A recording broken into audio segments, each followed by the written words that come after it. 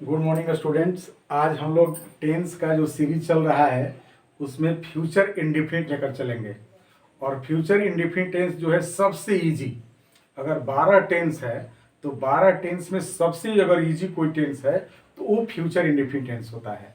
तो इस future indefinite tense को मात्र 5 मिनट के अंतर्गत हम लोग समझने की कोशिश करेंगे। जैसे ही माइंड में आता है कि फ्यूचर इंडिफिनिट टेंस, तो हमारे पास हेल्पिंग वर्ब दो आना चाहिए, विल और शैल। फ्यूचर इंडिफिनिट जैसे ही आए माइंड में ये होना चाहिए कि हेल्पिंग वर्ब विल और शैल आएगा।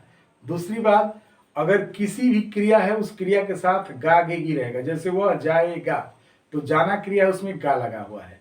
वह आएगी तो आना क्रिया है उसमें गी लगा हुआ है, ठीक ना। वे लोग पढ़ेंगे तो पढ़ना क्रिया है उसमें गे लगा हुआ है। वे लोग देखेंगे तो आएंगे जाएंगे देखेंगे सोचेंगे रहेंगे, तो गागे की जो अगर लग जाता है तो उसे हम फ्यूचर इंडिफिनिट का तरह रखते हैं। यानी कि मुख्य क्रिया में गागे की लग जाए तो उसे फ्यूचर इंडिफिनिट रखते हैं। हेल्पिंग वर्ब शैल, यानी कि सबसे पहले हम लोग इसको जानेंगे। स्टेप 1 इसकी पहचान होगी फ्यूचर इंडिफिनिट के, कि किसी भी क्रिया के साथ गा गे गी अगर लग जाता है। गागे की जैसे मान लीजिए क्यों खेलेगा, तो एक खेल जो वर्ड है, एक खेल जो मुख्य क्रिया है, उस खेले इसमें गा लग गया, तो इस मुख्य क्रिया में गा लग गया तो इसे कहेंगे कि ये फ्यूचर इंडिफिनिट टेंस है। देखोगे, देखोगे, अब इसमें गे लग गया तो इसे हम कहेंगे कि फ्यूचर इंडिफिनिट टेंस है। पहला चीज समझिए। अब ऐसे सेंटेंस के बनाने के लिए जो अभी रूल चल रहे हैं, जो नियम है, तो आज के डेट में कोई भी सब्जेक्ट हो, चाहे सब्जेक्ट सिंगुलर हो या चाहे प्लूरल हो, उसके साथ विल का प्रयोग हो रहा है। विल, और इसके बाद वर्ब का फर्स्ट फॉर्म होता है। विल के बाद वर्ब का फर्स्ट फॉर्म होता है और ऑब्जेक्ट। जैसे वे लोग किताबें खरीदेंगे, जैसे सेंटेंस हो कि वे लोग किताबें खरीदेंगे। तो पहले तो शब्द में इनको समझना है कि सेंटेंस खरीदना वर्ड है, उसमें गे लगा हुआ है, यानी कि सेंटेंस से फ्यूचर इंडिफिनिट है। वे लोग किताबें खरीदेंगे।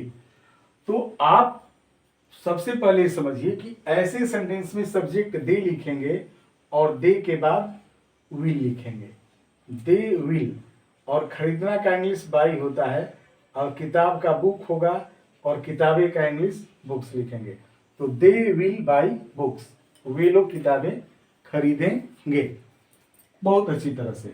अब ये समझिए कि सेल का कहां प्रयोग होता है। तो आज के डेट में स्पीकिंग में किसी भी सब्जेक्ट के साथ सेल का प्रयोग नहीं हो रहा है, सिर्फ विल का प्रयोग हो रहा है।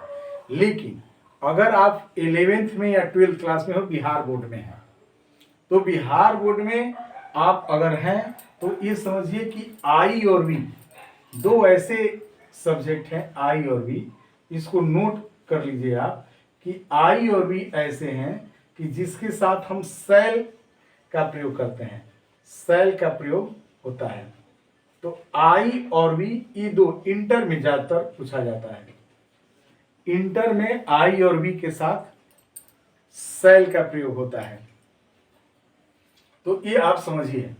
अब आगे जो समझना है, ठीक है, निगेटिव के लिए कि अगर विल है, विल में अगर नॉट लगाना हो, तो विल में नॉट लगाना हो तो वांट हो जाता है, यानी कि वन लिख करके यहाँ पे स्टॉप लिख करके वांट बोलते हैं, और सेल में नॉट लगाना हो तो सांड बोलते हैं। तो ज्यादातर स्पीकिंग में इसी का यूज चल रहा है, विल नॉट का वांट। तो अगर ऐसे सेंटेंस, जिस सेंटेंस को अगर हमको निगेटिव बनाना होगा, इस सेंटेंस को निगेटिव बनाना होगा, तो उस सब्जेक्ट के साथ हम, इस सब्जेक्ट के साथ हम वांट का प्रयोग करेंगे। वांट का याद करिए, वांट मतलब होता है विल नॉट। वांट मतलब आप समझिए कि विल नॉट। तो यही ज्यादातर चल रहा है, वांट। अब वर्ब का फर्स्ट फॉर्म ऑब्जेक्ट।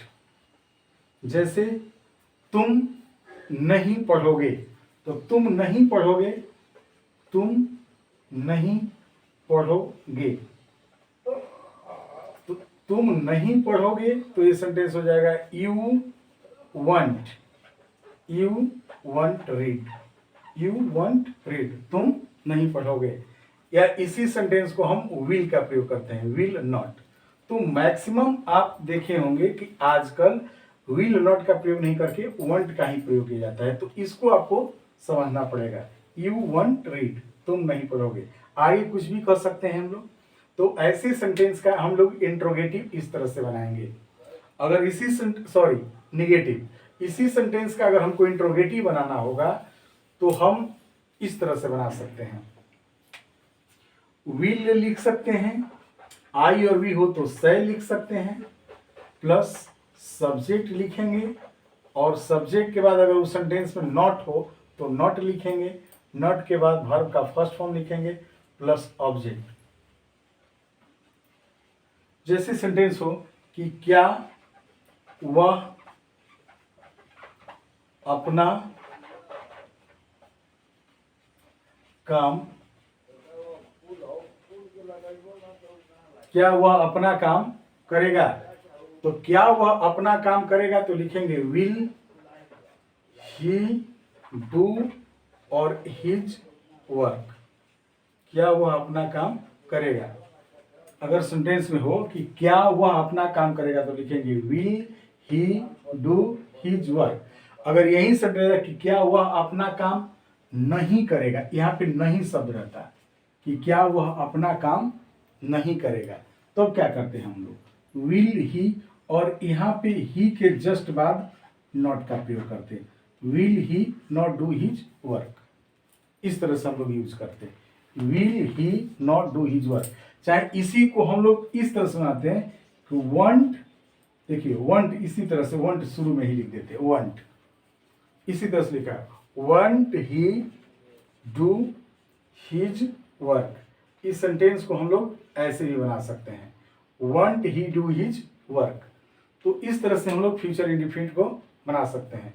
अगर इसी सेंटेंस में हमको इंट्रोगेटिव हो, इंट्रोगेटिव, तो हमारा स्ट्रक्चर यही रहेगा और यहाँ पे इंट्रोगेटिव वर्ड्स का यूज कर सकते हैं, इंट्रोगेटिव वर्ड, इंट्रोगेटिव वर्ड्स। अब इंट्रोगेटिव वर्ड्स में आप जानते ही हैं वाई, वेन, वेयर, व्हाट ये होता है। जैसे तुम कब वहां जाओगे, अब तुम कब वहां जाओगे तो क्या लिखेंगे, कब का इंग्लिश में लिखेंगे व्हेन, खूब आराम से लिखेंगे, इसके बाद विल लिखेंगे, इसके बाद यू लिखेंगे, इसके बाद गो लिखेंगे, when will you go there. अगर यही रहता कि तुम कब वहां नहीं जाओगे, नहीं जाओगे, तो व्हेन विल यू, अब यही वर्ड को ऐसे बनाते, when will you not go there. चाहे इसी सेंटेंस को हम लोग ऐसे भी लिख सकते थे, why won't you go there. तो मुझे विश्वास है कि ये जो सिंपल सेंटेंस फ्यूचर इंडेफिनिट है आपको पसंद आया होगा और समझ में भी आ गया। यानी कि सिंपली जैसे वे लोग खेलेंगे दे विल प्ले, नहीं खेलेंगे दे विल नॉट प्ले। क्या वे लोग खेलेंगे, विल दे प्ले। वे लोग क्यों खेलेंगे, व्हाई विल दे प्ले। अब ये हो गया फ्यूचर इंडेफिनिट। नेवर का प्रयोग करना हो तो बस उसमें नेवर डाल, जैसे वे लोग नहीं खेलेंगे, वे लोग कभी नहीं खेलेंगे तो दे विल नेवर प्ले। तो इस तरह से फ्यूचर इंडेफिनिट हम लोग आराम से समझ लेंगे। फिर हम लोग अगले वीडियो में मिलेंगे फ्यूचर कंटिन्यूअस के साथ। Thank you.